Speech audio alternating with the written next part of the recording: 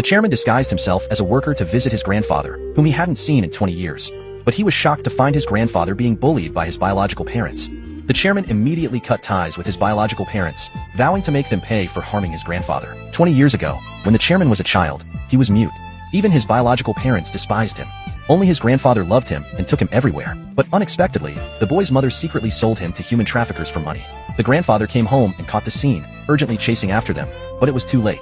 The heartbroken grandfather collapsed to the ground. Feeling helpless and sorrowful, he could only watch as his grandson was taken away. When he returned home, the grandfather wanted to confront his daughter-in-law, only to find her and her husband counting the money from selling the child. The grandfather angrily scolded them, saying they were unfit to be parents. He then declared that no matter where his grandson was sold, even if it was to the ends of the earth, he would find him. Early the next morning, the elderly grandfather rode his tricycle, covered in missing person posters. He traveled across mountains and rivers just to find his beloved grandson.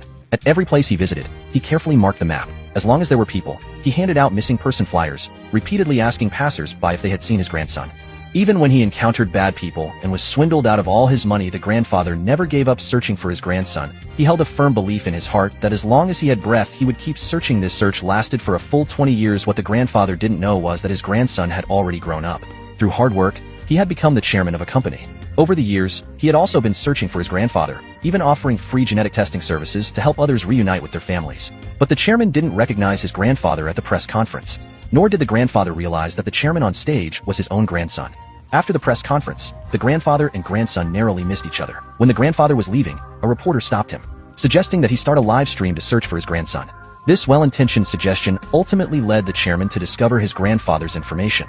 Now, the grandfather is an internet sensation, live streaming from home every day in search of his grandson. During the live streams, his son and daughter-in-law seemed very filial, claiming they would sell everything they owned to continue the search.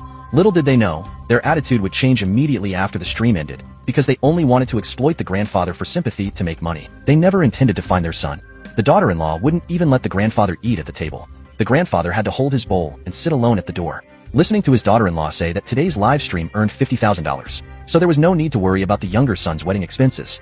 The grandfather suddenly thought of his lost grandson, thinking that if his grandson were still around, he would be getting married and having children by now. But these words displeased the daughter-in-law. She snatched the bowl from his hands and threw it on the ground, refusing to let the grandfather eat. She continued to insult him, unaware that they would soon face the consequences they deserved, because the chairman, disguised as a worker, was rushing to find his grandfather. Soon, the chairman returned home with flowers, only to find his family bullying his grandfather.